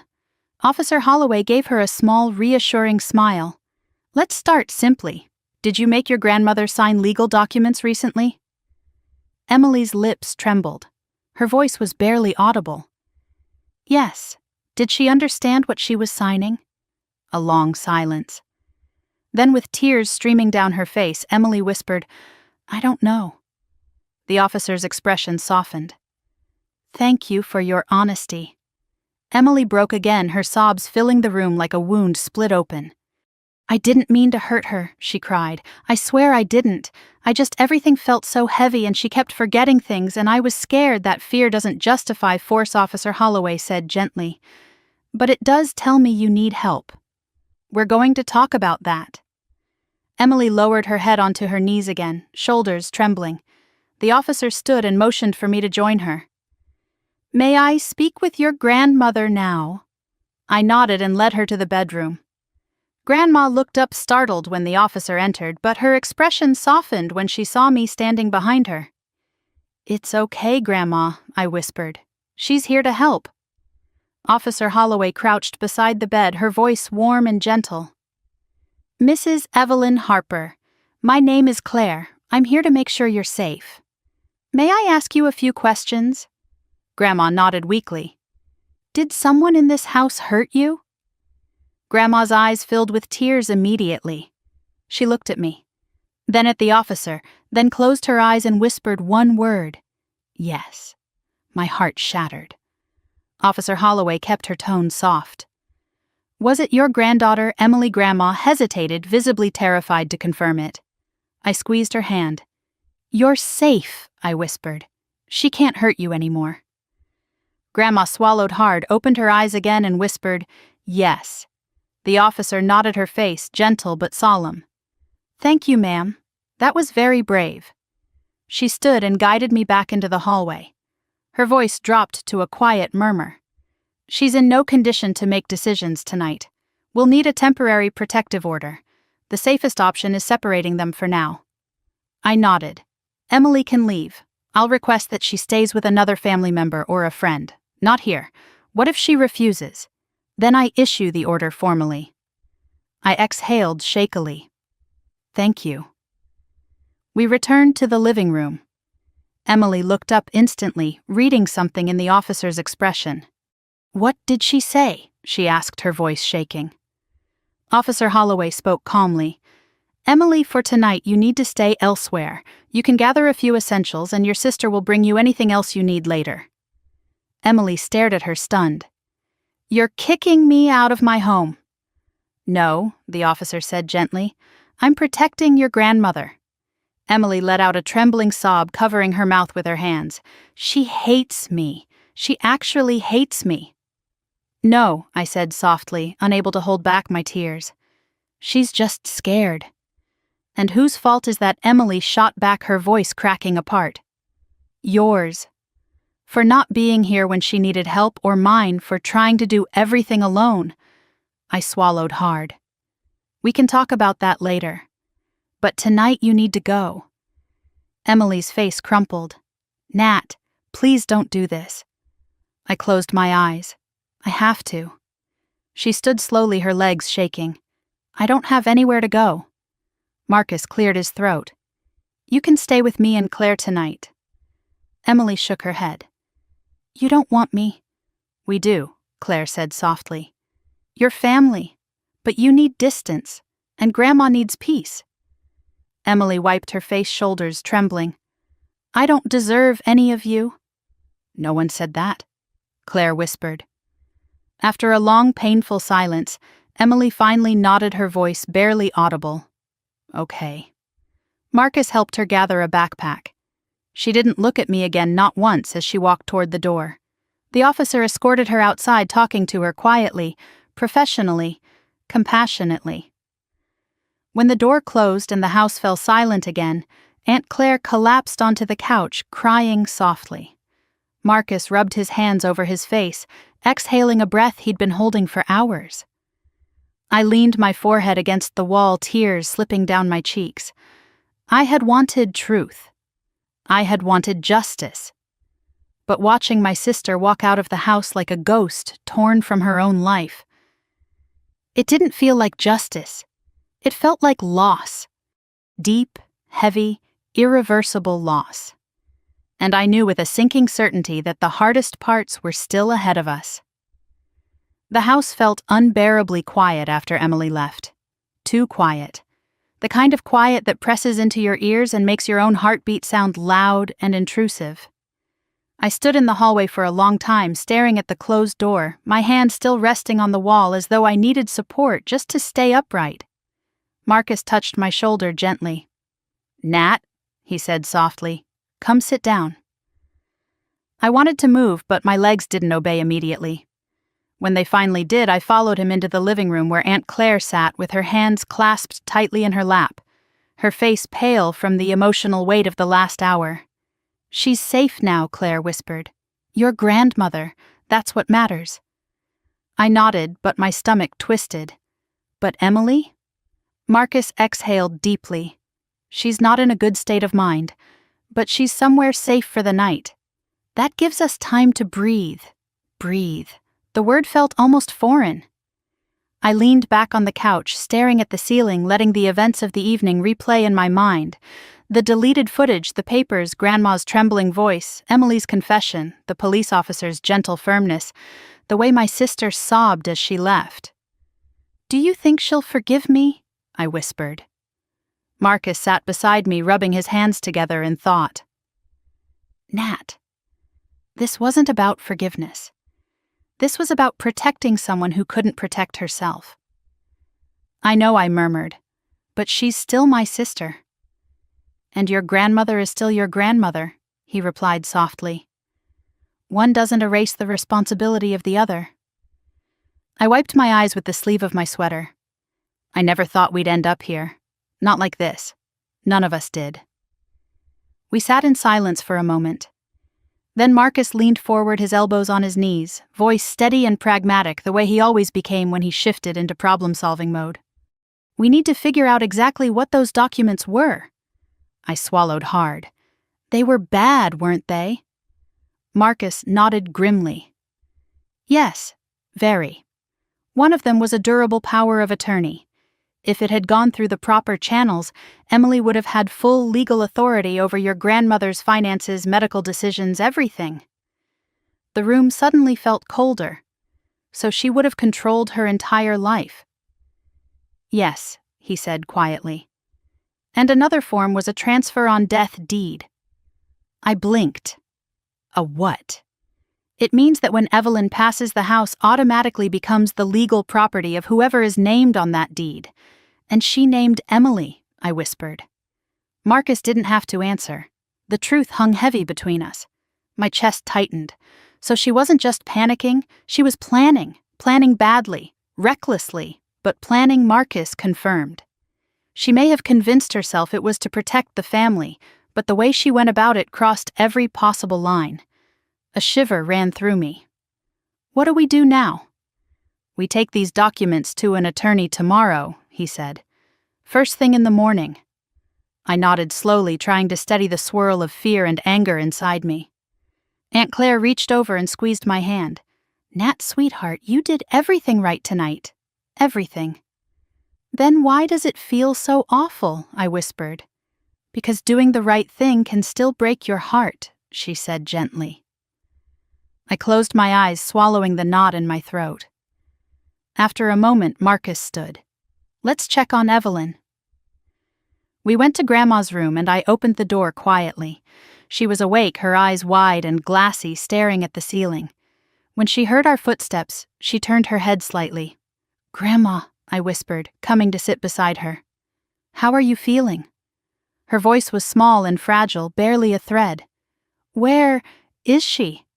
"She went to stay with Marcus for the night," I said. "She won't come back tonight. You're safe." Tears welled in her eyes. "I didn't want to hurt her. I know," I said, taking her cold hand carefully. "But you were hurt. You were scared. And that matters." She closed her eyes and a single tear slipped down her cheek. "She's my baby." My voice broke. "She's my sister. But we can love someone and still not let them hurt us." Grandma trembled, her fingers tightening weakly around mine. "Is she okay?" "She will be," Marcus answered gently. "She needs help. More help than we knew." Grandma nodded slowly, as if understanding that truth brought as much pain as it did relief. We stayed with her until her breathing steadied. When she finally drifted into sleep, I leaned down and kissed her forehead. "I'm here," I whispered. "I won't leave you." Aunt Claire closed the door softly as we stepped back into the hallway. Marcus exhaled. "Nat, you should rest too. I'm not tired. You're exhausted." He wasn't wrong, but resting felt impossible. My nerves were too frayed, my heart too heavy. Still, after they left, and after I checked the locks 3 times, and after I reassured myself that Emily wasn't going to come bursting back into the house, I finally crawled into bed. Sleep didn't come easily. Every creak of the house made me sit up. Every car passing outside made me check the window. My mind raced with questions, some that had answers, others that didn't. How long had Emily been planning this? When did helping become hurting? Why didn't she tell me she was overwhelmed? Why didn't I see it sooner? I must have drifted off eventually because I woke up to the faint sound of murmuring voices downstairs. My heart lurched. I sat up too quickly, dizziness sweeping over me. I heard Marcus's voice. He must have come early. I threw on a sweater and rushed downstairs. He was standing in the living room holding a folder stuffed with the documents from last night. When he turned to face me, his expression was grim. "I've been going through them in detail," he said. I braced myself. "And it's worse than I thought." My stomach dropped. He handed me the top document. "This isn't just a power of attorney. It's one that includes financial authority, medical decisions, and property transfers. And look at the date." I looked. It wasn't from yesterday, it wasn't from last week, it was from 2 months ago. My breath stalled. "She's been trying to get Grandma to sign this for months." "Yes," Marcus said quietly. "And I found something else." He handed me another paper. It was a loan application, in Grandma's name. My hands shook. "This can't be real." "It is," he said. "But it wasn't processed. Probably because Emily didn't have all the signatures she needed." I felt sick. She could have put Grandma into thousands of dollars in debt. "She already tried," Marcus said grimly. "But the bank flagged the inconsistencies. That's probably when she panicked and pushed harder." I stared at the documents, my vision blurring as tears welled in my eyes. She wasn't trying to help. She was desperate. "And dangerous," Marcus said gently. I pressed a hand to my forehead, struggling to breathe evenly. What do we do?" "We go to the attorney today," he said. "We invalidate everything. We protect Evelyn. And we set legal boundaries for Emily. A restraining order may be necessary." The idea made my stomach twist. "She'll hate me forever. She'll be alive to hate you," Marcus said. "So will Evelyn." I sank onto the couch, overwhelmed. After a long moment, I whispered, "Marcus, what if Emily really didn't mean any harm? What if she was just drowning and didn't know how to say it? Intent doesn't erase impact," he said gently. I closed my eyes, letting that sink in. He placed a hand on my shoulder. "Nat, she needs help, real help, not secrecy, not avoidance, and not control." I nodded slowly. "Okay, let's do it." He exhaled with relief. "Good. The attorney is expecting us at 11. I took a shaky breath. Will this destroy her? He looked at me with heavy but honest eyes. No, this will save her from destroying herself. I wiped my face and stood. My legs trembled, but I stayed upright. "For Grandma," I said softly. "For Grandma," he echoed. And the moment the words left my mouth, I knew something had changed inside me, something steady, something resolute, something that would not bend no matter how painful the next steps would be. Because this wasn't just about crisis anymore. It was about justice, about survival, and about reclaiming the safety my grandmother had lost. Today, everything would begin to change. And there was no turning back. Marcus drove us to the attorney's office in silence. Not the cold kind of silence, more like the heavy, protective kind that wrapped itself around us, because none of us had the energy to speak. Grandma was resting at home with Aunt Claire, safe for the moment. I checked my phone every few minutes anyway, terrified I'd see a message saying she had woken up crying or asking for me. The morning light through the car window felt strangely harsh. Every passing building looked foreign, like the world had shifted overnight, and nothing quite belonged where it used to be. When we finally pulled into the small legal complex downtown, my chest tightened. Marcus helped me out of the car, his hand firm and steady on my elbow. "You're okay," he murmured. I nodded, even though I didn't feel okay at all. Inside, the attorney's office was warm and polished, with dark wooden shelves filled with books and certificates framed neatly along the wall. A woman in her early 50s stepped out from behind a desk, offering a calm smile. "You must be Natalie," she said. "I'm attorney Marianne Rhodes. Please come in." We sat down at a conference table, and Marcus placed the folder of documents between us. Marianne opened it, her expression shifting with every page she turned curiosity, concern, and finally a sharp professional seriousness. "Who drafted these?" she asked. "Emily," I said softly. "My sister. And your grandmother signed them?" "Yes, but under pressure. She didn't understand what she was signing." Marianne nodded, already making notes. "That matters. A lot." She continued reading, her eyebrows drawing closer together. After several minutes, she closed the folder gently and looked at us. "I'm going to be very honest with you," she said. "These documents are not only fraudulent, they're dangerous." My hands tightened together nervously. Dangerous, how she tapped the top sheet. "This durable power of attorney would have given your sister unrestricted access to all of your grandmother's assets, bank accounts, medical decisions, property transactions. With this alone, she could have legally sold the house without your grandmother ever stepping foot into a bank." My breath caught, and the rest Marianne's voice softened, as though she knew the words would land hard. "The loan applications could have put your grandmother in severe debt, and the transfer on death deed that would have ensured the house legally belonged to Emily the moment your grandmother passed." I felt nauseous. Marcus exhaled sharply. "We suspected as much." Marianne folded her hands. "These aren't signs of someone trying to help. These are signs of someone desperate for control and willing to manipulate an elderly person to get it." I swallowed hard. "What do we do?" "First," she said, "we file for immediate invalidation of these documents based on coercion, incapacity, and elder abuse.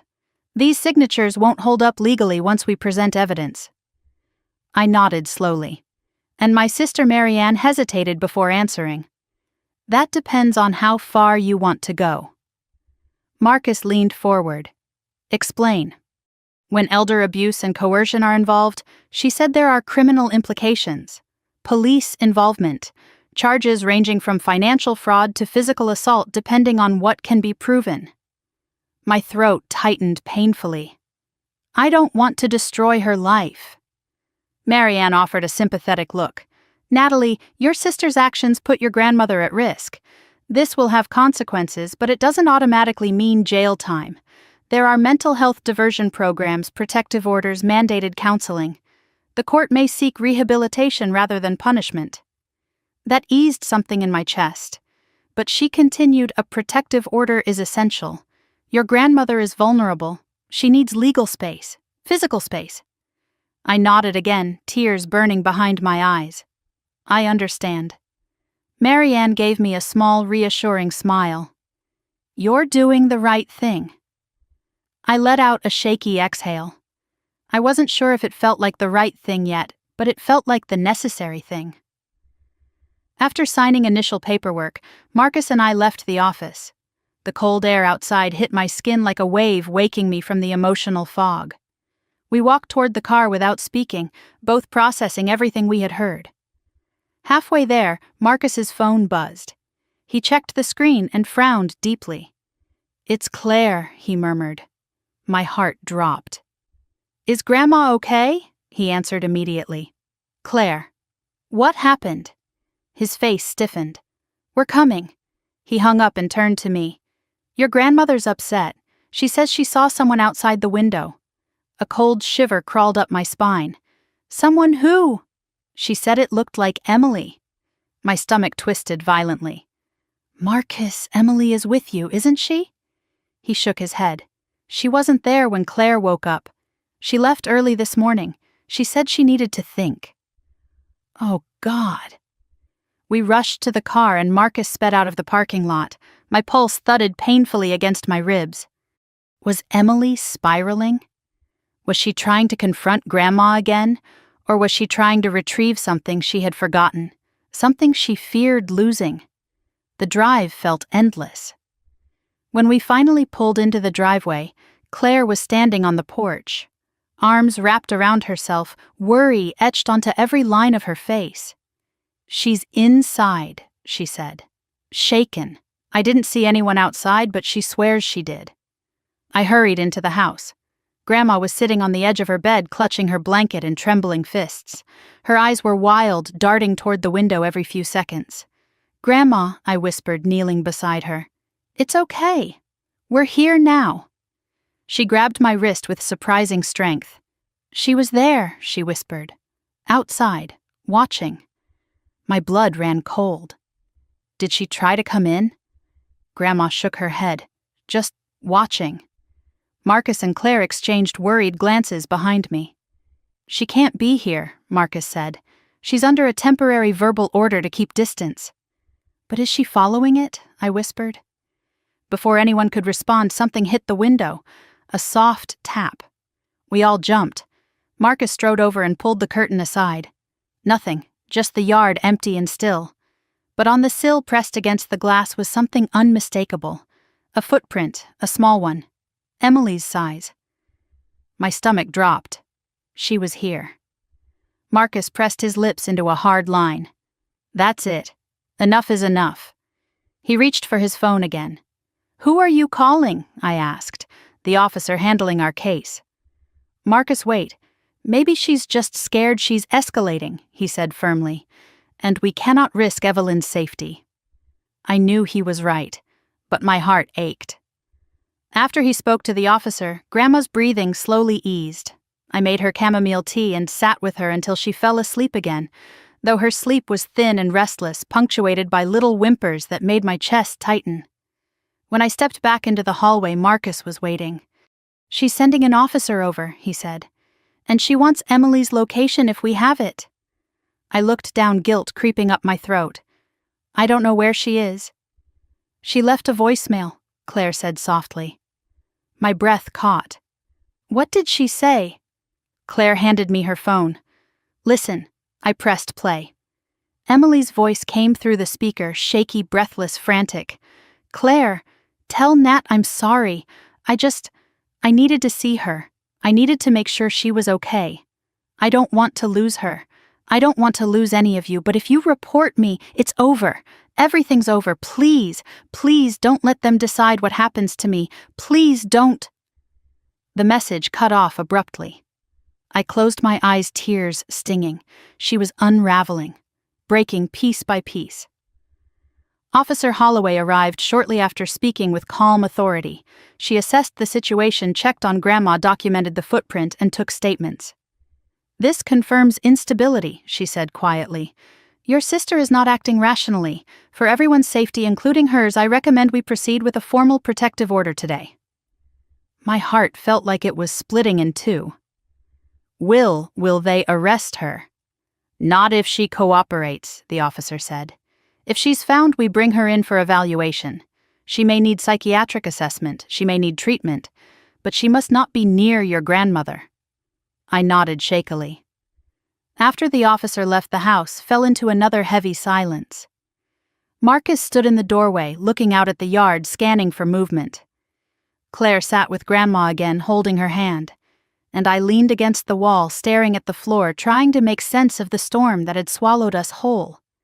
My phone buzzed, a text message. It was from an unknown number, but the message was unmistakably hers. Nat, I didn't want this to happen. But if you try to take everything from me, I won't let you. A chill ran through me so sharply I nearly dropped the phone. She was unraveling, and now she was starting to fight back. The fragile line we had been walking was gone. The war I never wanted was beginning. The message on my phone kept replaying in my head long after the screen went dark. Nat, I didn't want this to happen. But if you try to take everything from me, I won't let you. The words felt like ice water down my spine. A threat, a warning, a cry for help. Maybe all three twisted together into something unstable and dangerous. I showed the message to Marcus first. His expression hardened instantly, his jaw tightening as he studied the screen. This isn't good, he murmured. She's slipping. She's not thinking clearly anymore. Aunt Claire hovered behind him, her fingers trembling as she clasped them together. Do you think she'll come back? Yes, Marcus said. Absolutely. The certainty in his voice made my heart drop. I glanced toward Grandma's room, terrified she might wake up and feel that same cold dread. I couldn't let her see this. I couldn't let her fear grow any stronger. Officer Holloway had told us she'd file a formal request for a protective order, but paperwork took time. And time was the one thing we didn't have. She's watching the house, I whispered. She was outside earlier. What if she tries to get inside? We're not letting that happen, Marcus said firmly. Not now. Not ever again. He pulled out his phone and called the officer back, reporting the threatening message. Her tone was calm, almost too calm, as she assured him they would prioritize locating Emily. Prioritize. A word that sounded reassuring on paper, but not when your sister was unraveling somewhere in the dark. I couldn't sit still after that. I paced the living room, checked each window lock twice, then 3 times. I turned on every exterior light. I watched the yard like it was a battlefield I needed to defend. Claire followed me quietly. She's scared Nat, she murmured. People act irrationally when they're afraid. I know, I said, but fear doesn't justify hurting Grandma. No, it doesn't, she agreed softly, but it helps us understand why she's spiraling. Understanding didn't make it hurt less. Grandma woke an hour later, still fragile but awake enough to sit with us on the couch. She held my hand like it was the only thing anchoring her to the room. Marcus stayed close, strong and steady beside her. Claire offered tea and blankets and soft words that made my chest ache. But peace didn't last long. Around noon, my phone buzzed again. Another unknown number. This time it was a voicemail notification. I didn't want to play it. I knew who it was. But Marcus nodded. We need to hear it. With trembling fingers, I hit play. At first all I heard was heavy breathing, panicked, shaky. Then Emily's voice broke through. Nat, I know what you're doing. You're trying to make me the villain. But I'm not. I'm not. A sob cut through the message. You think you're protecting her, but you're protecting her from me. I'm the only one who has been here. I'm the only one who stayed. And now you're just going to take everything.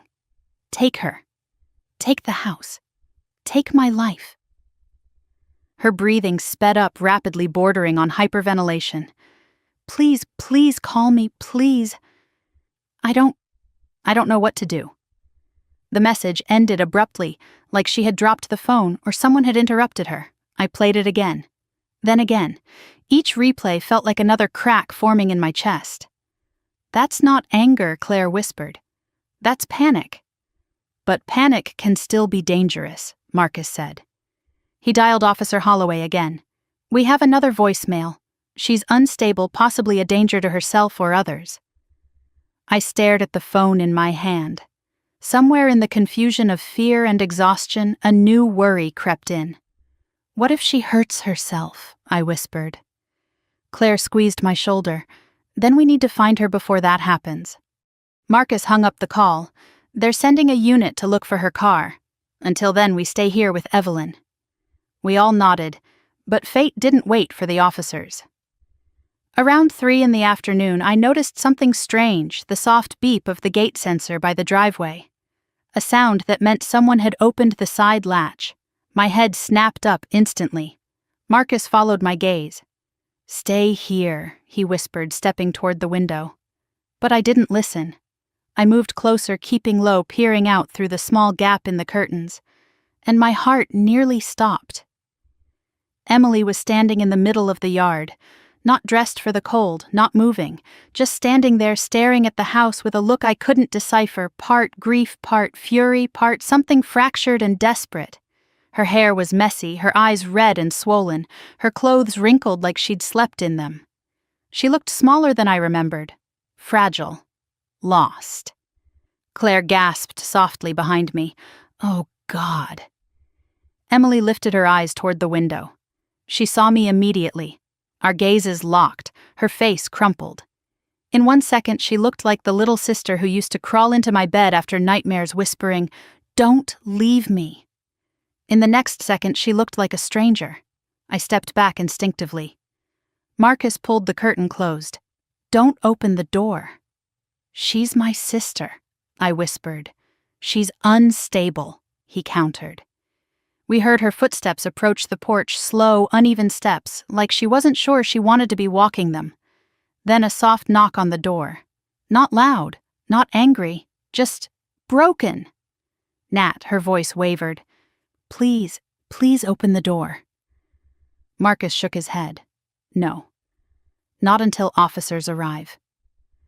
I can talk to her through the door, I said, voice trembling. Only through the door, Marcus emphasized.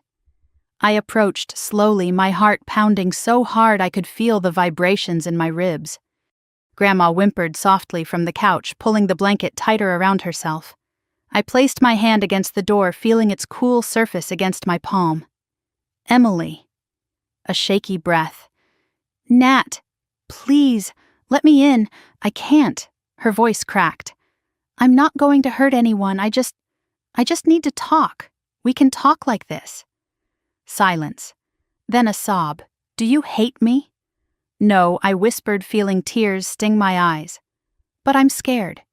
You're scared of me, she choked out. I'm scared of what you did, and what you might do next. Another beat of silence. Then her voice dropped to a small, aching whisper. I didn't mean to hurt her, I know, I said gently, but you did. More sobs. Harder this time, painful, exhausted. Then Nat. I'm sorry, I'm so sorry, I didn't know what else to do. My throat tightened painfully. Emily, you need help. I need you, she whispered. You said we're family. That means something, doesn't it? Yes, I whispered. It means I'm going to make sure you get the help you need, even if you hate me for it. She went silent, completely. Then another sound, a faint siren in the distance. Close, getting closer. Emily inhaled sharply. You called them. They're here to help, I said. Not hurt you. You lied, she whispered. You lied to me. Emily, you're choosing them over me. No, I said quickly. I'm choosing safety, for all of us. The siren grew louder. Tires crunched on the gravel outside. Emily let out a soft, broken sound somewhere between a sob and a gasp. Then I heard her footsteps running across the yard. Emily, I shouted. Marcus grabbed my arm before I could fling the door open. No, let the officers handle it. I froze, trembling tears streaming down my face. Outside officers were shouting her name, calling for her to stop, telling her they wanted to talk. I pressed my forehead against the door and cried silently. Because no matter how this ended, nothing about our family would ever be whole again. And the sister I grew up with, the sister I laughed with, fought with, shared secrets with, felt impossibly far away, maybe too far to ever bring back. The morning after the sentencing felt strangely quiet, as if the house itself were holding its breath. Light pushed gently across the living room floor, stretching in thin golden lines toward the sofa where Grandma slept. For the first time in weeks, her face looked soft, unpinched by fear, untouched by the dark memories that had been haunting her nights. I stood near the window with my hands cupped around a warm mug of tea, letting the silence settle into me like something sacred. It was over. Not emotionally, not entirely, but legally, finally, blessedly over. I heard a small stir behind me. When I turned, Grandma blinked her eyes open, adjusting to the morning light. She looked around the room slowly, as if reacquainting herself with a place that hadn't felt safe for far too long. When her gaze found me, her lips curved in the faintest, most fragile smile. "You're up early," she murmured. "So are you," I whispered back. She shifted her weight and sat up, one hand bracing the arm of the sofa. The movement used to be effortless for her. Today it looked deliberate, controlled, but steady. I crossed the room and helped her sit comfortably. "You slept through the night," I said softly. "No nightmares." "I know," she replied. Her voice had a small tremor, not fear, but disbelief. "It feels strange to wake up without the shadows." I brushed a strand of hair from her forehead. "The shadows aren't coming back." She nodded, though doubt flickered briefly in her eyes. Healing wasn't linear. Trauma didn't evaporate just because a judge declared justice. But something had shifted in her, undeniable and new. A looseness across her shoulders, a deeper breath, a quiet bravery. A knock sounded at the door, firm but polite. I recognized the rhythm immediately, Aunt Claire. She stepped inside with a gentle smile, a bag of groceries in her hands, her presence steady as ever. "Morning, loves," she said, her voice bright but respectful of the calm atmosphere. "Thought I'd make breakfast." Grandma visibly relaxed. That would be lovely. Claire set the groceries down and touched my arm. "How are you holding up?" I hesitated, searching for the right word. "Weightless," I said. "And exhausted at the same time." "That's how freedom feels after fear," she replied softly. 10 minutes later, while Claire whisked eggs in the kitchen, my phone buzzed. A message from Attorney Carson. I opened it quickly. "Protective order officially granted. Financial restoration complete. All documents now secured and monitored." I exhaled deeply, letting the confirmation settle into my bones. The last loose threads of the legal fight had been tied. What lay ahead was emotional healing, something no system could legislate for us. When I returned to the living room, Grandma was watching sunlight fall across the garden outside. She used to water those flowers every morning. That simple routine had been stolen from her by fear. "Would you like to go outside later?" I asked gently. Her eyes glistened. "Yes, I think I would." We ate breakfast quietly, but it wasn't the silence of tension. It was the silence of a home rediscovering itself. Later that afternoon, as Grandma rested, I sat at the dining table and spread out the documents Carson had sent. Our finances were finally protected. Control of the estate, which Emily had tried so desperately to seize, was back where it belonged. I reviewed everything, meticulously signing where needed, organizing files into neat folders. It wasn't the paperwork itself that brought relief, it was the act of reclaiming what had nearly been taken. A symbolic undoing of Emily's grip. When I finished, I stepped outside to breathe in the cool air. The sky was soft gray, promising a storm later, but for now it held steady. I let the wind brush against my skin, grounding me. Chores filled the next hour, watering plants, sweeping the porch, repairing the squeaky hinge on the gate. Ordinary tasks that had once been ordinary, and then became terrifying, and now felt sacred. Every corner of the house felt different somehow. Not because the furniture had moved or the walls had changed, but because fear no longer owned the space. Claire left after lunch, promising to return later with dessert. Grandma napped peacefully in her room. The quiet settled again, warm and whole. But the peace was interrupted by another knock, not sharp, not panicked. Controlled. Familiar. When I opened the door, Marcus stood there carrying a small stack of mail and a worried softness in his eyes. "Just checking on you," he said. "We're okay," I replied. "Better than okay, actually." He stepped inside, scanning the room as if confirming it for himself. "I've been thinking about yesterday," he admitted. "About what the judge said. About how everything played out." "So have I said. "It doesn't feel like victory." "No," he agreed, "but it feels like truth." Truth had been the quiet hero in all of this. Truth in the footage. Truth in Grandma's trembling voice. Truth in Emily's own unraveling. Truth had saved us. We sat together on the sofa, the afternoon dimming softly around us. "She'll get help now," Marcus said, his tone gentle. "Real help?" "I hope so," I murmured. "I don't want to lose my sister forever." "You didn't lose her. She got lost." I swallowed hard, letting the words find a place inside me. Maybe he was right. Maybe there was a path for her to find her way back one day. But that day wasn't today.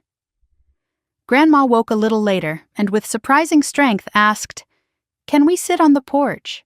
We helped her outside, guiding her down the steps, wrapping a blanket around her shoulders.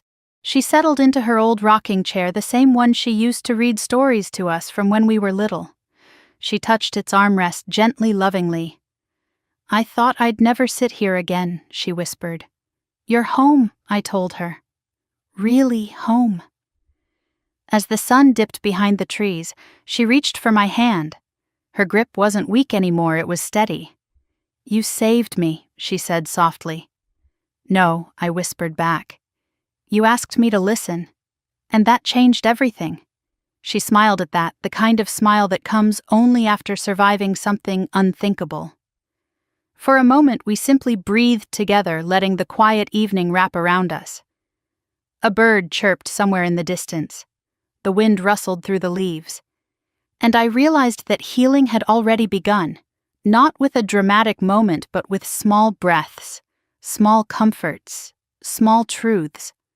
Later that night, as I tucked Grandma into bed and turned off the lights, I paused in the hallway. The house no longer felt like a battleground. It felt like it belonged to us again, not to fear, not to manipulation, not to control. Walking to the front door, I locked it gently, not out of panic, but habit. Then I stood there for a while, listening to the soft creaks of the settling house, the distant hum of cars on the road, the rhythm of normal life returning. When I finally went to bed, I didn't fall asleep right away. Instead, I whispered a quiet promise into the darkness. We're safe now. We really are. And for the first time in a long time, I believed myself. Before you go, if this story stayed with you, I'd love to hear your thoughts. What would you have done in my place? Have you ever faced a betrayal inside your own family? Share your experience in the comments. I read every single one. If you found meaning, comfort, or strength in this journey, please consider liking the video and subscribing so you can stay with us for more true stories that touch the heart and remind us we're not alone. Thank you for listening. Thank you for staying. And thank you for believing in the courage it takes to face the truth.